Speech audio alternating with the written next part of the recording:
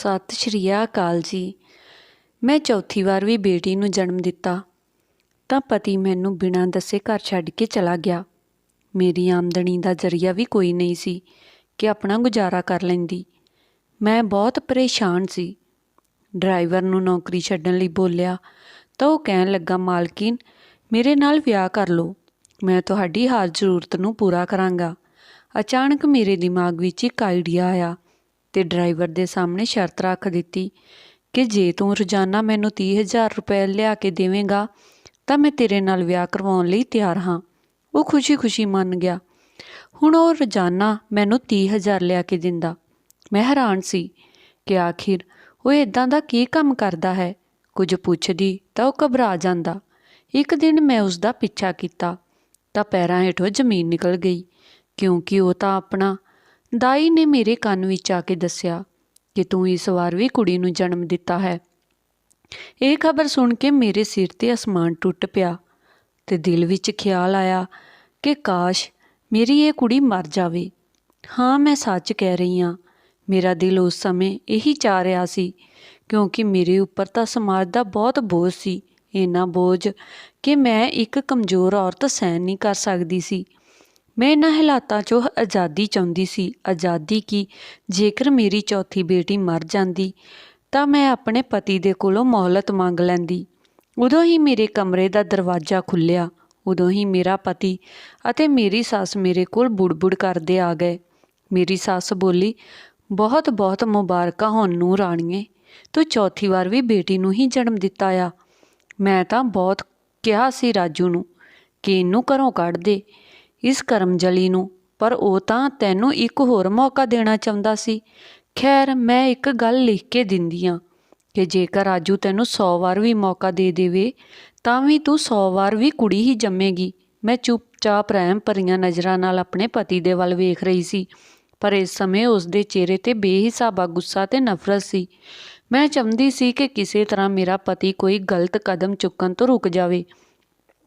ਰਾਜੂ ਬੋਲਿਆ, ਰੀਨਾ, ਚੌਥੀ ਕੁੜੀ ਤੈਨੂੰ ਹੀ ਮੁਬਾਰਕ ਹੋਵੇ, ਅਤੇ ਹਾਂ, ਮੈਂ ਤੈਨੂੰ ਤਲਾਕ ਦੇ ਕੇ ਤੇਰੇ ਵਰਗੀ ਮਨਹੂਸ ਔਰਤ ਤੋਂ ਖੁਦ ਨੂੰ ਆਜ਼ਾਦ ਕਰਦਾ ਹਾਂ। ਹੁਣ ਤੂੰ ਜਾਣੇ ਤੇ ਤੇਰੀਆਂ ਕੁੜੀਆਂ ਜਾਣਨ। ਅੱਜ ਮੇਰਾ ਜ਼ਿੰਮਾ ਖਤਮ ਹੋ ਗਿਆ। ਮੈਨੂੰ ਰੋਣਾ ਨਹੀਂ ਆਇਆ ਸੀ। ਮੈਂ ਗੁੱਸੇ ਨਾਲ ਕਿਹਾ, ਭਾਵੇਂ ਤਲਾਕ ਦੇ ਦੇ, ਪਰ ਇਹਨਾਂ ਕੁੜੀਆਂ ਦਾ ਜ਼ਿੰਮਾ ਹਜੇ ਵੀ ਤੇਰੇ ਸਿਰ ਹੀ ਆ, ਕਿਉਂਕਿ ਤੂੰ ਬਾਪ ਆ ਇਹਨਾਂ ਦਾ। ਰਾਜੂ ਹੱਸ ਕੇ ਬੋਲਿਆ, ਅੱਛਾ, ਚੱਲ ਤੂੰ ਮੇਰੇ ਕੋਲੋਂ ਆਪਣੀਆਂ ਕੁੜੀਆਂ ਦਾ ਖਰਚਾ ਲੈ ਕੇ ਵੇਖ ਲੈ, ਪਤਾ ਲੱਗ ਜਾਵੇਗਾ ਕਿ ਕਿਹਦੇ ਵਿੱਚ ਕਿੰਨਾ ਦਮ ਆ। ਜਿਸ ਅਦਾਲਤ ਦਾ ਦਰਵਾਜ਼ਾ ਖੜਕਾਵੇਂਗੀ, ਰਸਵਾਈ ਤੋਂ ਸਿਵਾਏ ਕੁਝ ਵੀ ਹੱਥ ਨਹੀਂ ਆਉਣਾ। ਮੇਰਾ ਦਿਲ ਇੱਕਦਮ ਦਹਿਲ ਗਿਆ। ਮੈਂ ਮੁਸਕਰਾ ਕੇ ਬੋਲੀ, ਰਾਜੂ, ਜੇ ਮੈਂ ਤੁਹਾਡਾ ਮੁਕੱਦਮਾ ਸਭ ਤੋਂ ਵੱਡੀ ਅਦਾਲਤ ਵਿੱਚ ਲੈ ਚੱਲਾਂ ਫਿਰ? ਉਹ ਹੱਸ ਕੇ ਬੋਲਿਆ, ਸੁਪਰੀਮ ਕੋਰਟ ਵੀ ਮੇਰਾ ਕੁਝ ਵੀ ਨਹੀਂ ਵਿਗਾੜ ਪਾਵੇਗੀ। ਮੈਂ ਕਿਹਾ, ਰਾਜੂ, ਸੁਪਰੀਮ ਕੋਰਟ ਤੋਂ ਵੀ ਵੱਡੀ ਇੱਕ ਅਦਾਲਤ ਆ। ਉਹ ਤੈਨੂੰ ਤੇਰੇ ਹਰ ਇੱਕ ਕੰਮ ਦਾ ਪੂਰਾ ਸਿਲਾ ਦੇਵੇਗਾ। ਉਸ ਦਿਨ ਤੈਨੂੰ ਅਹਿਸਾਸ ਹੋਵੇਗਾ ਕਿ ਤੂੰ ਆਪਣੇ ਨਾਲ ਕਿੰਨਾ ਵੱਡਾ ਜ਼ੁਲਮ ਕਰ ਲਿਆ। ਮੇਰੀ ਗੱਲ ਸੁਣ ਕੇ ਮੇਰੀ ਸੱਸ ਨੇ ਆਪਣੀ ਨੱਕ ਤੋਂ ਮੱਖੀ ਉਡਾਈ, ਪਰ ਰਾਜੂ ਗੁੱਸੇ ਨਾਲ ਬੋਲਿਆ, ਉਹ ਚੱਲ। ਇੰਨਾ ਕਹਿ ਕੇ ਉਹ ਦੋਨੋਂ ਇਸ ਗਰੂਰ ਦੇ ਨਾਲ ਬਾਹਰ ਨਿਕਲੇ ਸੀ ਕਿ ਮੈਨੂੰ ਉਹਨਾਂ ਦੇ ਉੱਪਰ ਤਰਸ ਆ ਗਿਆ। ਤਰਸ ਆਉਣਾ ਵੀ ਬਣਦਾ ਸੀ, ਕਿਉਂਕਿ ਇਹ ਰੂਪ ਇਨਸਾਨ ਨੂੰ ਨਹੀਂ ਜੱਚਦਾ। ਇਨਸਾਨ ਤਾਂ ਰੱਬ ਦੇ ਅੱਗੇ ਨਿਹਾਇਤ ਹੀ ਮਜਬੂਰ ਆ। ਜੇਕਰ ਉਹ ਰੱਬ ਚਾਹੇ ਤਾਂ ਪਲਾਂ ਵਿੱਚ ਇਨਸਾਨ ਨੂੰ ਗੋਡਿਆਂ ਦੇ ਬਲ ਲਿਆ ਸਕਦਾ ਆ ਤੇ ਮੂੰਹ ਦੇ ਬਲ ਡਿਗਾ ਵੀ ਸਕਦਾ ਆ। ਉਹ ਦੋਨੋਂ ਜਦੋਂ ਚਲੇ ਗਏ ਤਾਂ ਮੈਂ ਆਪਣੀ ਨਵ ਜੰਮੀ ਬੱਚੀ ਨੂੰ ਗੋਦ ਵਿੱਚ ਫੜ ਲਿਆ। ਮੈਂ ਉਸ ਦਾ ਮੂੰਹ ਚੁੰਮ ਕੇ ਉਸ ਨੂੰ ਸੀਨੇ ਨਾਲ ਲਗਾ ਲਿਆ ਤੇ ਉਸ ਤੋਂ ਮਾफ़ੀ ਮੰਗੀ। ਮੈਂ ਕਿੰਨੀ ਬੁਰੀ ਮਾਂ ਸੀ ਨਾ, ਜੋ ਘਟੀਆ ਲੋਕਾਂ ਦੀ ਖਾਤਰ ਆਪਣੀ ਬੱਚੀ ਦੀ ਮਰਨ ਦੀ ਦੁਆ ਕਰ ਰਹੀ ਸੀ। ਫਿਰ ਇੱਕ ਦਿਨ ਹੌਸਪੀਟਲ ਰਹਿਣ ਤੋਂ ਬਾਅਦ ਮੈਂ ਘਰ ਵਾਪਸ ਆ ਗਈ ਸੀ। ਘਰ ਮੇਰਾ ਆਪਣਾ ਸੀ। ਪਿਤਾ ਜੀ ਮਰਨ ਤੋਂ ਪਹਿਲਾਂ ਆਪਣਾ ਘਰ ਮੇਰੇ ਨਾਮ ਕਰ ਗਏ ਸੀ। ਬਸ ਇਸੇ ਕਰਕੇ ਮੈਨੂੰ ਦਰ-ਦਰ ਦੀਆਂ ਠੋਕਰਾਂ ਨਹੀਂ ਖਾਣੀਆਂ ਪਈਆਂ। ਮੇਰਾ ਪਤੀ ਅਤੇ ਸੱਸ ਖੁਦ ਹੀ ਘਰ ਛੱਡ ਕੇ ਚਲੇ ਗਏ। ਮੈਂ ਘਰ ਆਈ ਤਾਂ ਡਰਾਈਵਰ ਨੇ ਘਰ ਨੂੰ ਸ਼ੀਸ਼ੇ ਦੀ ਤਰ੍ਹਾਂ ਚਮਕਾਇਆ ਹੋਇਆ ਸੀ। ਉਹ ਮੇਰੇ ਵਾਸਤੇ ਸੂਪ ਬਣਾ ਕੇ ਲੈ ਆਇਆ। ਰਾਹੁਲ ਨੂੰ ਰਾਜੂ ਨੇ ਹੀ ਬਤੌਰ ਨੌਕਰ ਰੱਖਿਆ ਸੀ। ਰਾਹੁਲ ਪਿਛਲੇ 1 ਸਾਲ ਤੋਂ ਸਾਡੇ ਘਰ ਕੰਮ ਕਰ ਰਿਹਾ ਸੀ। ਬਹੁਤ ਹੀ ਚੰਗਾ ਇਨਸਾਨ ਸੀ। ਰਾਹੁਲ ਸੂਪ ਲੈ ਕੇ ਆਇਆ ਤਾਂ ਮੈਨੂੰ ਮੇਰੀ ਬੇਟੀ ਦੀਆਂ ਮੁਬਾਰਕਾਂ ਦੇਣ ਲੱਗ ਪਿਆ। ਮੈਡਮ ਸਾਹਿਬ ਨਹੀਂ ਆਏ? ਮੈਂ ਉਦਾਸ ਜਿਹੇ ਲਹਿਜੇ ਵਿੱਚ ਬੋਲੀ, ਉਹ ਹੁਣ ਕਦੀ ਵੀ ਨਹੀਂ ਆਉਣਗੇ। ਉਹਨਾਂ ਨੇ ਚੌਥੀ ਬੇਟੀ ਹੋਣ 'ਤੇ ਮੈਨੂੰ ਤਲਾਕ ਦੇ ਦਿੱਤਾ। ਰਾਹੁਲ ਮੇਰੀ ਗੱਲ ਸੁਣ ਕੇ ਬੋਲਿਆ, ਮੈਡਮ ਫਿਰ ਤਾਂ ਤੁਹਾਨੂੰ ਡਬਲ ਮੁਬਾਰਕਾਂ ਹੋਣ। ਤੁਹਾਡੀ ਜਾਨ ਇੱਕ ਇੱਦਾਂ ਦੇ ਇਨਸਾਨ ਕੋਲੋਂ ਛੁੱਟ ਗਈ ਜਿਸ ਨੇ ਤੁਹਾਨੂੰ ਬੱਚੇ ਪੈਦਾ ਕਰਨ ਵਾਲੀ ਮਸ਼ੀਨ ਬਣਾ ਕੇ ਰੱਖਿਆ ਸੀ, ਤੁਹਾਨੂੰ ਤੁਹਾਡੇ ਮੁਕਾਮ ਤੋਂ ਹੇਠਾਂ ਸੁੱਟ ਦਿੱਤਾ ਸੀ। ਖੈਰ ਤੁਸੀਂ ਆਰਾਮ ਕਰੋ, ਤੁਹਾਨੂੰ ਹਜੇ ਆਰਾਮ ਦੀ ਜ਼ਰੂਰਤ ਆ। ਰਾਹੁਲ ਦੇ ਜਾਣ ਤੋਂ ਬਾਅਦ ਮੈਂ ਸੋਚਿਆ ਇਹ ਵਿਚਾਰਾ ਤਾਂ ਇੱਕ ਨੌਕਰ ਹੀ ਹੈ, ਪਰ ਇਸ ਦੀ ਸੋਚ ਕਿੰਨੀ ਉੱਚੀ ਸੀ। ਜ਼ਰੂਰ ਇਸ ਦੀ ਪਰਵਰਿਸ਼ ਕਰਨ ਵਾਲੀ ਮਾਂ ਨੇ ਇਸ ਨੂੰ ਇੱਕ ਚੰਗਾ ਇਨਸਾਨ ਬਣਾਇਆ ਆ। ਕੁਝ ਦਿਨ ਮੈਂ ਬਿਸਤਰੇ 'ਤੇ ਪਈ ਰਹੀ। ਮੇਰੀਆਂ ਵੱਡੀਆਂ ਬੇਟੀਆਂ ਸਕੂਲ ਜਾਂਦੀਆਂ ਸੀ। ਇੱਕ ਦਿਨ ਨੀਲੂ ਬੋਲੀ, ਮੈਂ ਸਕੂਲ ਫੀਸ ਹਜੇ ਤੱਕ ਨਹੀਂ ਦਿੱਤੀ। ਮੈਂ ਬੋਲੀ ਕਿ ਤੂੰ ਫਿਕਰ ਨਾ ਕਰ, ਸਵੇਰ ਤੱਕ ਤੇਰਾ ਇਹ ਕੰਮ ਵੀ ਹੋ ਜਾਊਗਾ। ਨੀਲੂ ਨੂੰ ਤਸੱਲੀ ਦੇ ਕੇ ਮੈਂ ਖੁਦ ਪਰੇਸ਼ਾਨ ਹੋ ਗਈ ਸੀ। ਮੈਂ ਜਲਦੀ ਨਾਲ ਅਲਮਾਰੀ ਖੋਲ੍ਹ ਕੇ ਆਪਣਾ ਪਰਸ ਕੱਢਿਆ ਤਾਂ ਉਸ ਦੇ ਵਿੱਚੋਂ 200 ਰੁਪਏ ਦਾ ਨੋਟ ਨਿਕਲਿਆ ਸੀ। ਮੈਂ ਹਾਏ ਕਰਕੇ ਰਹਿ ਗਈ ਸੀ। ਰਾਜੂ ਬਹੁਤ ਚੰਗੀ ਕੰਪਨੀ ਵਿੱਚ ਕੰਮ ਕਰਦਾ ਸੀ। ਉਹ ਹਰ ਮਹੀਨੇ ਲੱਖਾਂ ਦੇ ਹਿਸਾਬ ਨਾਲ ਕਮਾਉਂਦਾ ਸੀ, ਪਰ ਉਸ ਨੇ ਕਦੀ ਵੀ ਮੇਰੇ ਹੱਥ 'ਤੇ ਖਰਚ ਨਹੀਂ ਰੱਖਿਆ ਸੀ। ਜੇਕਰ ਉਹ ਮੈਨੂੰ ਥੋੜ੍ਹੇ ਬਹੁਤੇ ਪੈਸੇ ਦਿੰਦਾ ਰਹਿੰਦਾ ਤਾਂ ਅੱਜ ਮੇਰੇ ਕੋਲ ਆਪਣੀ ਥੋੜ੍ਹੀ ਬਹੁਤੀ ਜਮ੍ਹਾਂ ਪੂੰਜੀ ਤਾਂ ਹੁੰਦੀ। ਮੈਂ ਸੋਚਿਆ ਆਪਣੇ ਗਹਿਣੇ ਵੇਚ ਕੇ ਚਲੋ ਆਪਣੀ ਬੇਟੀ ਦੀ ਸਕੂਲ ਦੀ ਫੀਸ ਤਾਂ ਦੇਵਾਂ। ਮੇਰੇ ਮਾਂ-ਬਾਪ ਨੇ ਮੈਨੂੰ ਚੰਗੇ ਭਲੇ ਗਹਿਣੇ ਪਾਏ ਸੀ। ਮੈਂ ਜਲਦੀ ਨਾਲ ਆਪਣੇ ਗਹਿਣੇ ਵਾਲੇ ਡੱਬੇ ਬਾਹਰ ਕੱਢੇ। ਜਿੱਦਾਂ ਹੀ ਮੈਂ ਉਹ ਡੱਬੇ ਖੋਲ੍ਹ ਕੇ ਵੇਖੇ ਤਾਂ ਮੈਂ ਹੈਰਾਨ ਰਹਿ ਗਈ ਸੀ, ਕਿਉਂਕਿ ਉਹ ਤਾਂ ਸਭ ਦੇ ਸਭ ਖਾਲੀ ਪਏ ਸੀ। ਮੇਰੀਆਂ ਅੱਖਾਂ ਵਿੱਚੋਂ ਅੱਥਰੂ ਵਹਿਣ ਲੱਗ ਪਏ ਸੀ। ਮੇਰਾ ਸਬਰ ਟੁੱਟ ਗਿਆ। ਮੈਂ ਉੱਪਰ ਅਸਮਾਨ ਵੱਲ ਮੂੰਹ ਕਰਕੇ ਕਿਹਾ, ਹੇ ਰੱਬਾ, ਤੂੰ ਵੇਖ ਰਿਹਾ ਹੈ ਨਾ, ਤੇਰੇ ਬੰਦੇ ਮੈਨੂੰ ਕਿਸ ਹਾਲ ਵਿੱਚ ਲੈ ਆਏ ਹਨ। ਮੈਂ ਬਹੁਤ ਦੇਰ ਤੱਕ ਰੋਂਦੀ ਰਹੀ, ਦੁਆਵਾਂ ਕਰਦੀ ਰਹੀ। ਜੋ ਦਿਲ ਨੂੰ ਥੋੜ੍ਹਾ ਜਿਹਾ ਹੌਸਲਾ ਹੋਇਆ ਤਾਂ ਉੱਠ ਕੇ ਬਾਹਰ ਆ ਗਈ। ਰਾਹੁਲ ਰਸੋਈ ਵਿੱਚ ਖਾਣਾ ਬਣਾ ਰਿਹਾ ਸੀ। ਮੈਂ ਰਸੋਈ ਵਿੱਚ ਹੀ ਚਲ ਗਈ। ਮੈਂ ਬੋਲੀ ਕਿ ਰਾਹੁਲ, ਤੇਰੇ ਨਾਲ ਇੱਕ ਬਹੁਤ ਜ਼ਰੂਰੀ ਗੱਲ ਕਰਨੀ ਆ। ਉਹ ਬੋਲਿਆ, ਜੀ ਕਰੋ। ਮੈਂ ਕਿਹਾ, ਮੇਰੀ ਅਲਮਾਰੀ ਵਿੱਚੋਂ ਮੇਰੇ ਗਹਿਣੇ ਚੋਰੀ ਹੋ ਗਏ ਨੇ। ਰਾਹੁਲ ਮੇਰੀ ਗੱਲ ਸੁਣ ਕੇ ਇੱਕਦਮ ਨਾਲ ਬੌਖਲਾ ਗਿਆ। ਉਸਦੇ ਹੱਥ ਵਿੱਚੋਂ ਚਮਚਾ ਵੀ ਛੁੱਟ ਕੇ ਹੇਠਾਂ ਡਿੱਗ ਗਿਆ। ਉਹ ਬੋਲਿਆ, ਤੁਹਾਨੂੰ ਕਿਹਦੇ ਉੱਪਰ ਸ਼ੱਕ ਹੈ? ਮੈਂ ਬੋਲੀ, ਰਾਜੂ 'ਤੇ। ਉਦੋਂ ਮੈਨੂੰ ਰਾਹੁਲ ਦੇ ਚਿਹਰੇ 'ਤੇ ਇੱਕ ਸਕੂਨ ਜਿਹਾ ਨਜ਼ਰ ਆਇਆ। ਉਸਦਾ ਇਹ ਸਕੂਨ ਦੇਖ ਕੇ ਮੈਂ ਬੇਸਕੂਨ ਹੋ ਗਈ ਸੀ ਕਿ ਕਿਤੇ ਰਾਹੁਲ ਨੇ ਹੀ ਤਾਂ ਨਹੀਂ। ਮੈਂ ਹੁਣ ਕੁਝ ਵੀ ਹੋਰ ਸੋਚ ਕੇ ਖੁਦ ਨੂੰ ਹੋਰ ਪਰੇਸ਼ਾਨ ਨਹੀਂ ਕਰਨਾ ਚਾਹੁੰਦੀ ਸੀ। ਮੈਂ ਰਾਹੁਲ ਨੂੰ ਕਿਹਾ ਕਿ ਰਾਹੁਲ, ਤੂੰ ਤਾਂ ਜਾਣਦਾ ਹੈ ਕਿ ਮੇਰਾ ਪਤੀ ਮੈਨੂੰ ਤਲਾਕ ਦੇ ਕੇ ਚਲ ਗਿਆ। ਮੇਰੇ ਕੋਲ ਹੁਣ ਕੋਈ ਆਮਦਨ ਦਾ ਸਾਧਨ ਵੀ ਨਹੀਂ ਹੈ। ਇਸ ਕਰਕੇ ਮੈਂ ਚਾਹੁੰਦੀ ਹਾਂ ਕਿ ਤੂੰ ਇਹ ਕੰਮ ਛੱਡ ਕੇ ਚਲ ਜਾ, ਕਿਉਂਕਿ ਮੈਂ ਤੈਨੂੰ ਤਨਖਾਹ ਨਹੀਂ ਦੇ ਪਾਵਾਂਗੀ। ਰਾਹੁਲ ਕੁਝ ਦੇਰ ਸੋਚਦਾ ਰਿਹਾ ਅਤੇ ਫਿਰ ਬੋਲਿਆ, ਮੈਂ ਤੁਹਾਨੂੰ ਇਹਨਾਂ ਹਾਲਾਤਾਂ ਵਿੱਚ ਛੱਡ ਕੇ ਨਹੀਂ ਜਾ ਸਕਦਾ। ਮੈਂ ਕਿਹਾ ਕਿ ਤੂੰ ਇੱਥੇ ਰਹਿ ਕੇ ਕੀ ਕਰੇਂਗਾ? ਉਹ ਬੋਲਿਆ, ਮੈਂ ਤੁਹਾਡੀ ਮਦਦ ਕਰਨਾ ਚਾਹੁੰਦਾ ਹਾਂ। ਮੈਂ ਕਿਤੇ ਹੋਰ ਨੌਕਰੀ ਕਰ ਲਵਾਂਗਾ, ਤੁਹਾਨੂੰ ਹਰ ਮਹੀਨੇ ਭਰ ਦਾ ਖਰਚ ਦਿੰਦਾ ਰਹਾਂਗਾ।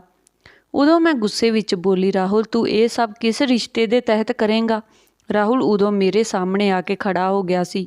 ਉਸ ਨੇ ਮੇਰੀਆਂ ਅੱਖਾਂ ਵਿੱਚ ਅੱਖਾਂ ਪਾ ਲਈਆਂ। ਉਹ ਬੋਲਿਆ, ਪਤਨੀ ਬਣ ਜਾਓ ਮੇਰੀ, ਮੇਰੇ ਨਾਲ ਵਿਆਹ ਕਰਵਾ ਲਓ। ਮੈਂ ਤਾਂ ਰਾਹੁਲ ਦੀ ਗੱਲ ਸੁਣ ਕੇ ਹੀ ਚੌਂਕ ਗਈ। ਮੈਨੂੰ ਤਾਂ ਕੋਈ ਜਵਾਬ ਵੀ ਨਹੀਂ ਸੁੱਝ ਰਿਹਾ ਸੀ। ਉਦੋਂ ਮੈਂ ਬੋਲੀ, ਨਹੀਂ ਰਾਹੁਲ, ਮੈਂ ਕਿਸੇ ਦਾ ਵੀ ਅਹਿਸਾਨ ਨਹੀਂ ਲੈਣਾ ਚਾਹੁੰਦੀ। ਰਾਹੁਲ ਬੋਲਿਆ, ਅਹਿਸਾਨ ਦੀ ਗੱਲ ਨਹੀਂ ਆ ਮੈਡਮ, ਮੈਂ ਕਦੀ ਨਾ ਕਦੀ ਵਿਆਹ ਤਾਂ ਕਰਨਾ ਹੀ ਹੈ। ਫਿਰ ਤੁਸੀਂ ਕਿਉਂ ਨਹੀਂ? ਮੈਂ ਕਿਹਾ, ਕਿਉਂਕਿ ਮੈਂ ਇੱਕ ਤਲਾਕਸ਼ੁਦਾ ਲੜਕੀ ਹਾਂ ਤੇ 4 ਬੱਚੀਆਂ ਦੀ ਮਾਂ ਹਾਂ, ਜਦ ਕਿ ਤੂੰ ਇੱਕ ਜਵਾਨ ਤੇ ਖੂਬਸੂਰਤ ਨੌਜਵਾਨ। ਰਾਹੁਲ ਬੋਲਿਆ, ਘੱਟ ਖੂਬਸੂਰਤ ਤਾਂ ਤੁਸੀਂ ਵੀ ਨਹੀਂ। ਮੈਂ ਰਾਹੁਲ ਦੇ ਮੂੰਹੋਂ ਇਸ ਤਰ੍ਹਾਂ ਦੀ ਗੱਲ ਸੁਣਨ ਦੀ ਉਮੀਦ ਨਹੀਂ ਕਰ ਰਹੀ ਸੀ। ਇਸੇ ਕਰਕੇ ਮੈਂ ਆਪਣੇ ਕਮਰੇ ਵਿੱਚ ਆ ਗਈ। ਮੇਰਾ ਦਿਲ ਜ਼ੋਰ-ਜ਼ੋਰ ਦੀ ਧੜਕ ਰਿਹਾ ਸੀ। ਮੈਂ ਅਜੀਬ ਹਾਲਾਤਾਂ ਵਿੱਚ ਘਿਰ ਗਈ ਸੀ। ਖੈਰ, ਮੈਂ ਸੋਚਿਆ ਮੈਂ ਰਾਹੁਲ ਨੂੰ ਝਿੜਕ ਦੇਵਾਂਗੀ ਤੇ ਉਹ ਆਪਣੀ ਗੱਲ ਤੋਂ ਪਿੱਛੇ ਹਟ ਜਾਵੇਗਾ, ਪਰ ਉਹ ਤਾਂ ਬਹੁਤ ਜ਼ਿੱਦੀ ਨਿਕਲਿਆ। ਵਾਰ-ਵਾਰ ਮੈਨੂੰ ਵਿਆਹ ਕਰਨ ਦਾ ਕਹਿੰਦਾ। ਇੱਕ ਦਿਨ ਤਾਂ ਉਹ ਮੇਰੇ ਪੈਰੀਂ ਹੀ ਪੈ ਗਿਆ ਸੀ। ਉਦੋਂ ਮੇਰੇ ਕੋਲ ਕੋਈ ਹੱਲ ਨਹੀਂ ਬਚਿਆ ਸੀ।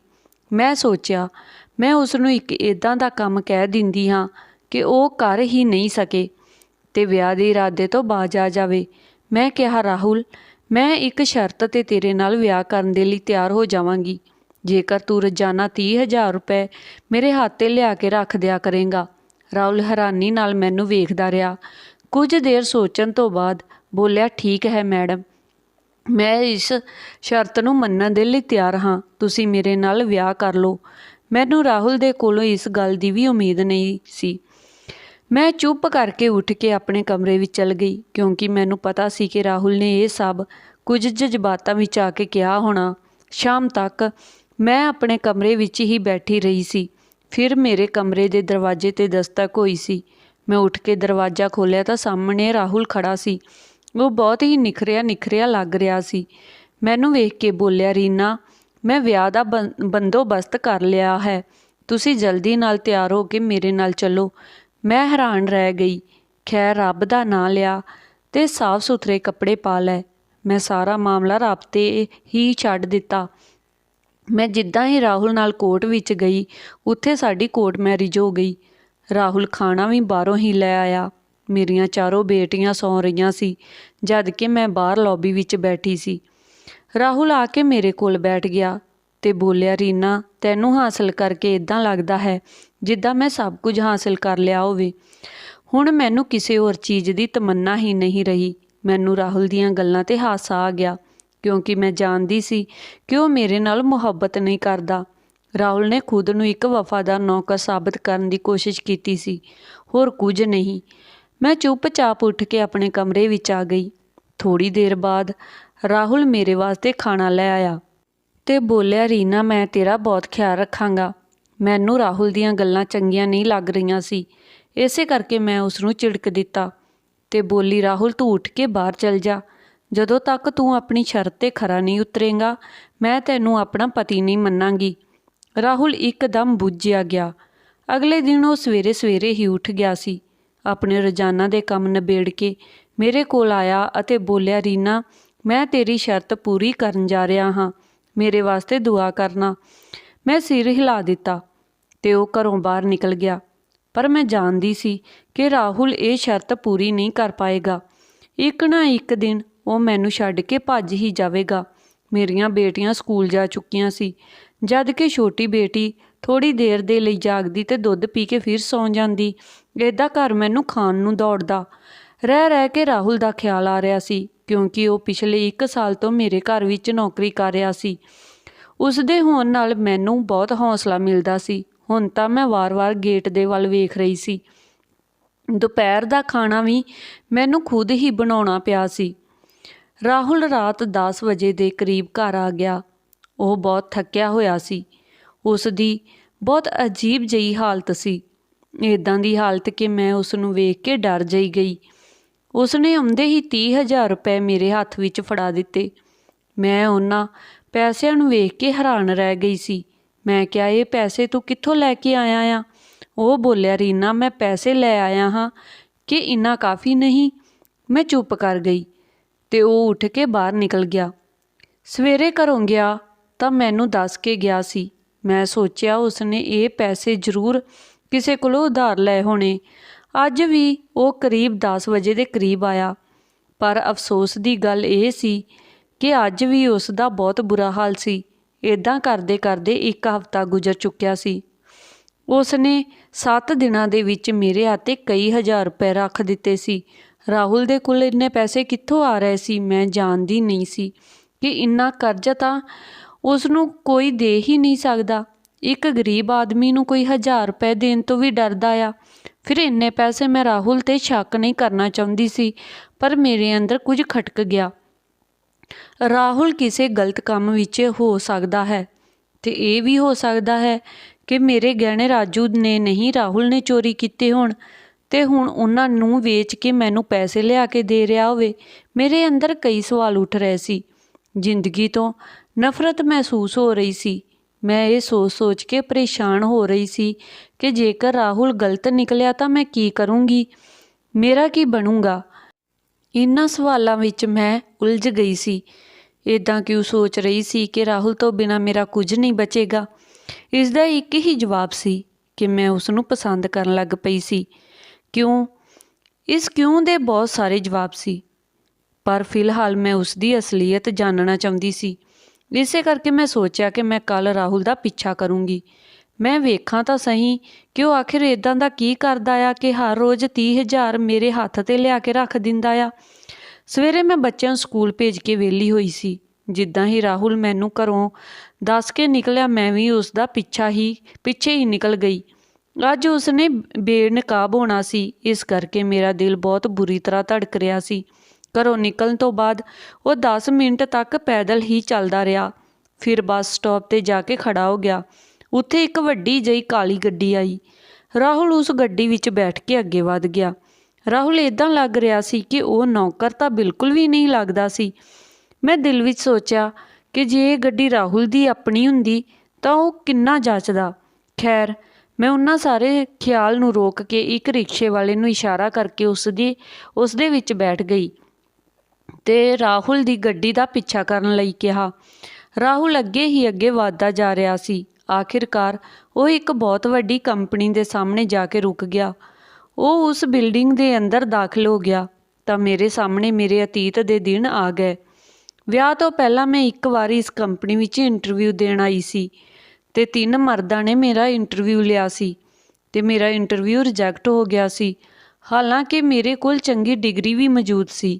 ਖੈਰ, ਹੁਣ ਰਾਹੁਲ ਦਾ ਉਸ ਆਫਿਸ ਦੇ ਵਿੱਚ ਦਾਖਲ ਹੋਣਾ ਮੈਨੂੰ ਚੌਂਕਾ ਗਿਆ ਸੀ। ਮੈਂ ਆਪਣੀ ਛੋਟੀ ਬੇਟੀ ਨੂੰ ਚੁੱਕ ਕੇ ਆਫਿਸ ਵਿੱਚ ਦਾਖਲ ਹੋ ਗਈ ਸੀ। ਮੈਂ ਵੇਖਿਆ ਕਿ ਰਾਹੁਲ ਇੱਕ ਕਮਰੇ ਵਿੱਚ ਦਾਖਲ ਹੋ ਗਿਆ।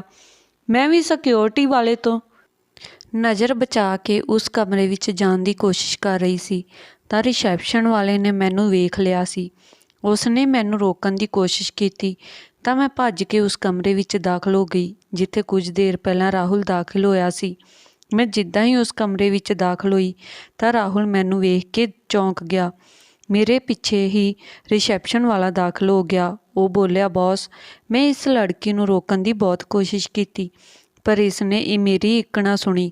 ਰਾਹੁਲ ਨੇ ਉਸ ਨੂੰ ਹੱਥ ਦੇ ਇਸ਼ਾਰੇ ਨਾਲ ਬਾਹਰ ਜਾਣ ਦੇ ਲਈ ਕਿਹਾ। ਉਦੋਂ ਮੈਂ ਬੋਲੀ, ਬੌਸ, ਰਾਹੁਲ, ਕੀ ਤੂੰ ਇਸ ਦਾ ਬੌਸ ਹੈ? ਉਹ ਬੋਲਿਆ, ਰੀਨਾ, ਇੰਨੀ ਗਰਮੀ ਵਿੱਚ ਇੰਨੀ ਛੋਟੀ ਜਿਹੀ ਬੱਚੀ ਨੂੰ ਲੈ ਕੇ ਘਰੋਂ ਕਿਉਂ ਨਿਕਲੀ ਆ? ਇਸ ਨੂੰ ਪਿੱਛੇ ਸੋਫੇ 'ਤੇ ਲਿਟਾ ਦੇ। ਉਹ ਮੈਨੂੰ ਇੱਦਾਂ ਹਿਦਾਇਤ ਦੇ ਰਿਹਾ ਸੀ ਜਿੱਦਾਂ ਮੇਰੀ ਬੇਟੀ ਦਾ ਸੱਚਮੁੱਚ ਉਹੀ ਬਾਪ ਹੋਵੇ। ਮੈਂ ਉਸ ਨੂੰ ਲਿਟਾ ਦਿੱਤਾ ਤੇ ਰਾਹੁਲ ਨੇ ਮੈਨੂੰ ਗਿਲਾਸ ਭਰ ਕੇ ਪਾਣੀ ਦਾ ਦਿੱਤਾ। ਉਹ ਬਹੁਤ ਦੇਖਭਾਲੀ ਸੀ, ਹਮੇਸ਼ਾ ਦੀ ਤਰ੍ਹਾਂ। ਮੈਂ ਪਾਣੀ ਨਹੀਂ ਪੀਤਾ। ਮੈਂ ਕਿਹਾ, ਰਾਹੁਲ, ਤੂੰ ਇੱਥੇ ਕੀ ਕਰ ਰਿਹਾ ਆ? ਉਹ ਮੁਸਕਰਾ ਕੇ ਬੋਲਿਆ, ਰੀਨਾ, ਤੈਨੂੰ ਯਾਦ ਆ ਕਿ ਅੱਜ ਤੋਂ 5 ਸਾਲ ਪਹਿਲਾਂ ਤੂੰ ਇਸ ਆਫਿਸ ਵਿੱਚ ਇੰਟਰਵਿਊ ਦੇਣ ਆਈ ਸੀ। 3 ਲੋਕਾਂ ਨੇ ਤੇਰਾ ਇੰਟਰਵਿਊ ਲਿਆ ਸੀ ਪਰ ਤੈਨੂੰ ਰਿਜੈਕਟ ਕਰ ਦਿੱਤਾ ਸੀ ਕਿਉਂਕਿ ਤੇਰੇ ਕੋਲ ਐਕਸਪੀਰੀਅੰਸ ਨਹੀਂ ਸੀ। ਉਹਨਾਂ 3 ਮਰਦਾਂ ਵਿੱਚ ਮੈਂ ਵੀ ਸੀ। ਮੈਨੂੰ ਤੂੰ ਬਹੁਤ ਚੰਗੀ ਲੱਗੀ। ਮੈਨੂੰ ਲੱਗਿਆ ਕਿ ਮੈਨੂੰ ਤੇਰੇ ਨਾਲ ਪਹਿਲੀ ਨਜ਼ਰ ਵਿੱਚ ਹੀ ਮੁਹੱਬਤ ਹੋ ਗਈ ਹੈ। ਮੈਂ ਘਰ ਆ ਕੇ ਆਪਣੀ ਮਾਂ ਨਾਲ ਤੇਰੀ ਗੱਲ ਕੀਤੀ। ਉਹਨਾਂ ਨੇ ਮੇਰੇ ਕੋਲੋਂ ਤੇਰੇ ਬਾਰੇ ਸਾਰੀ ਜਾਣਕਾਰੀ ਲੈ ਲਈ ਕਿਉਂਕਿ ਤੇਰੇ ਡਾਕੂਮੈਂਟ ਵਿੱਚ ਸਾਰਾ ਕੁਝ ਲਿਖਿਆ ਹੋਇਆ ਸੀ। ਮਾਂ ਨੇ ਇਹ ਕਹਿ ਕੇ ਤੈਨੂੰ ਨਾਪਸੰਦ ਕਰ ਦਿੱਤਾ ਕਿ ਤੂੰ ਸਾਡੇ ਬਰਾਬਰ ਦੇ ਘਰ ਤੋਂ ਤਾਲੁਕ ਨਹੀਂ ਰੱਖਦੀ। ਮਾਂ ਨੂੰ ਲੱਗਿਆ ਤੂੰ ਸਾਡੀ ਫੈਮਿਲੀ ਵਿੱਚ ਜਚੇਂਗੀ ਨਹੀਂ। ਮੈਂ ਸੋਚਿਆ, ਚਲੋ ਕੋਈ ਗੱਲ ਨਹੀਂ, ਮੈਂ ਵੀ ਇੱਥੇ ਹੀ ਹਾਂ ਅਤੇ ਤਾਂ ਵੀ ਵਕਤ ਆਉਣ 'ਤੇ ਮਾਂ ਨੂੰ ਮਨਾ ਹੀ ਲਵਾਂਗਾ। ਇੱਦਾਂ ਹੀ 3 ਮਹੀਨੇ ਬੀਤ ਗਏ। ਮੈਂ ਸੋਚਿਆ ਤੇਰੀ ਇੱਕ ਝਲਕ ਹੀ ਦੇਖ ਲਵਾਂ ਤੇ ਫਿਰ ਦੁਬਾਰਾ ਤੋਂ ਮਾਂ ਨੂੰ ਮਨਾਉਣ ਦੀ ਕੋਸ਼ਿਸ਼ ਕਰਾਂਗਾ। ਪਰ ਮੇਰੇ ਉੱਤੇ ਬਿਜਲੀ ਤਾਂ ਉਦੋਂ ਡਿੱਗੀ ਜਦੋਂ ਪਤਾ ਲੱਗਿਆ ਕਿ ਤੇਰਾ ਤਾਂ ਵਿਆਹ 1 ਹਫ਼ਤੇ ਪਹਿਲਾਂ ਹੀ ਹੋ ਗਿਆ ਸੀ। ਕਹਿੰਦੇ ਨੇ ਨਾ ਕਿ ਚੀਜ਼ ਨੂੰ ਖੋਹ ਦੇਣ ਤੋਂ ਬਾਅਦ ਉਸ ਦੀ ਕਦਰ ਹੁੰਦੀ ਆ। ਮੈਂ ਤੈਨੂੰ ਖੋਹ ਦਿੱਤਾ ਸੀ, ਇਸੇ ਕਰਕੇ ਤੇਰੇ ਵਿਛੋੜੇ ਵਿੱਚ ਪਾਗਲ ਹੋ ਗਿਆ। ਹਾਲਾਂਕਿ ਮੈਂ ਤਾਂ ਇੱਕ ਬਹੁਤ ਸਮਝਦਾਰ ਇਨਸਾਨ ਸੀ। ਮੈਂ ਤਾਂ ਕਦੀ ਇਸ ਤਰ੍ਹਾਂ ਦੀਆਂ ਸ਼ਿਸ਼ੋਰੀਆਂ ਹਰਕਤਾਂ ਨਹੀਂ ਕੀਤੀਆਂ। ਮੈਂ ਪਿਤਾ ਜੀ ਦੇ ਆਫਿਸ ਜਾਣਾ ਛੱਡ ਦਿੱਤਾ ਸੀ, ਹਰ ਚੀਜ਼ ਤੋਂ ਪਿੱਛੇ ਹਟ ਗਿਆ ਸੀ। ਪਿਤਾ ਜੀ ਨੇ ਮੇਰੀ ਇਹ ਹਾਲਤ ਵੇਖ ਕੇ ਮੈਨੂੰ ਫੌਰਨ ਭੇਜ ਦਿੱਤਾ ਸੀ। ਉੱਥੇ ਮੈਂ ਵਕਤ ਗੁਜ਼ਾਰਨ ਦੇ ਲਈ ਬਹੁਤ ਸਾਰੀਆਂ ਲੜਕੀਆਂ ਦੇ ਨਾਲ ਦੋਸਤੀ ਕੀਤੀ। ਮੈਨੂੰ ਲੱਗਿਆ ਕਿ ਸ਼ਾਇਦ ਮੈਂ ਤੈਨੂੰ ਭੁੱਲ ਚੁੱਕਿਆ ਹਾਂ, ਪਰ ਜਿੱਦਾਂ ਹੀ ਮੈਂ ਵਾਪਸ ਇੱਥੇ ਆਇਆ ਮੈਨੂੰ ਤੂੰ ਫਿਰ ਤੋਂ ਯਾਦ ਆਉਣ ਲੱਗੀ। ਮੈਂ ਸੋਚਿਆ ਇੱਕ ਵਾਰ ਤੈਨੂੰ ਕਰੀਬ ਤੋਂ ਵੇਖ ਲਵਾਂ ਤਾਂ ਸ਼ਾਇਦ ਤੇਰੇ ਕੋਲੋਂ ਦੂਰ ਹੋ ਸਕਾਂਗਾ। ਇਸੇ ਕਰਕੇ ਮੈਂ ਤੇਰੇ ਘਰ ਵਿੱਚ ਇੱਕ ਡਰਾਈਵਰ ਬਣ ਕੇ ਕੰਮ ਕਰਨਾ ਸ਼ੁਰੂ ਕਰ ਦਿੱਤਾ। ਪਰ ਰੀਨਾ, ਮੈਂ ਤੈਨੂੰ ਜਿੰਨਾ ਵੀ ਜਾਣਦਾ ਉਨੀ ਹੀ ਤੇਰੇ ਨਾਲ ਮੁਹੱਬਤ ਹੁੰਦੀ ਗਈ। ਤੂੰ ਹਸੀਨ ਸੀ। ਮੈਂ ਜਾਣਦਾ ਹਾਂ ਕਿ ਰਾਜੂ ਦੀ ਗੈਰ ਮੌਜੂਦਗੀ ਵਿੱਚ ਉਸਦੇ ਕਈ ਦੋਸਤਾਂ ਨੇ ਤੇਰੀ ਤਾਰੀਫ ਕਰਕੇ ਤੈਨੂੰ ਆਪਣੇ ਵੱਲ ਕਰਨ ਦੀ ਕੋਸ਼ਿਸ਼ ਕੀਤੀ, ਪਰ ਤੂੰ ਆਪਣੇ ਪਤੀ ਦੀ ਲਈ ਵਫਾਦਾਰ ਹੀ ਰਹੀ। ਤੇਰਾ ਇਹ ਕਿਰਦਾਰ ਮੈਨੂੰ ਤੇਰਾ ਮੁਰੀਦ ਬਣਾ ਗਿਆ ਸੀ। ਮੈਂ ਆਪਣੇ ਮਾਂ-ਬਾਪ ਨਾਲ ਰਾਬਤਾ ਖ਼ਤਮ ਕਰ ਦਿੱਤਾ ਸੀ। ਮੈਂ ਆਪਣੀ ਮਾਂ ਨੂੰ ਆਪਣੀ ਸ਼ਕਲ ਤੱਕ ਨਾ ਵਿਖਾਈ। ਉਹਨਾਂ ਦੀ ਵਜ੍ਹਾ ਨਾਲ ਤੂੰ ਮੇਰੇ ਕੋਲੋਂ ਦੂਰ ਹੋਈ ਸੀ।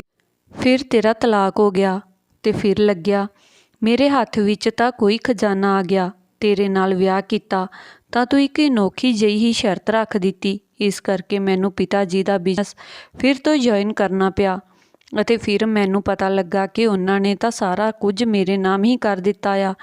ਮੈਂ ਰਾਹੁਲ ਦੀਆਂ ਗੱਲਾਂ ਸੁਣ ਕੇ ਹੈਰਾਨ ਰਹਿ ਗਈ। ਮੈਂ ਤਾਂ ਕਦੀ ਜਾਣ ਹੀ ਨਹੀਂ ਪਾਈ ਸੀ ਕਿ ਕੋਈ ਮੇਰੇ ਨਾਲ ਇਸ ਸ਼ਿੱਦਤ ਨਾਲ ਮੁਹੱਬਤ ਕਰਦਾ ਹੈ। ਰਾਹੁਲ ਬੋਲਿਆ, ਰਾਜੂ ਨੇ ਤੇਰੇ ਨਾਲ ਬਹੁਤ ਬੁਰਾ ਕੀਤਾ।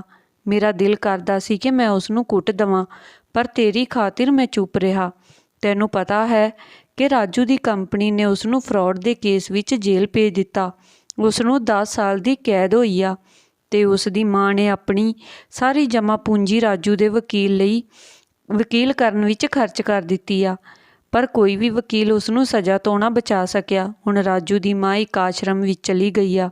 ਇਹ ਸਭ ਗੱਲਾਂ ਸੁਣ ਕੇ ਮੇਰੀਆਂ ਅੱਖਾਂ ਵਿੱਚ ਅੱਥਰੂ ਆ ਗਏ। ਰੱਬ ਦੀ ਲਾਠੀ ਸੱਚਮੁੱਚ ਬੇਆਵਾਜ਼ ਆ।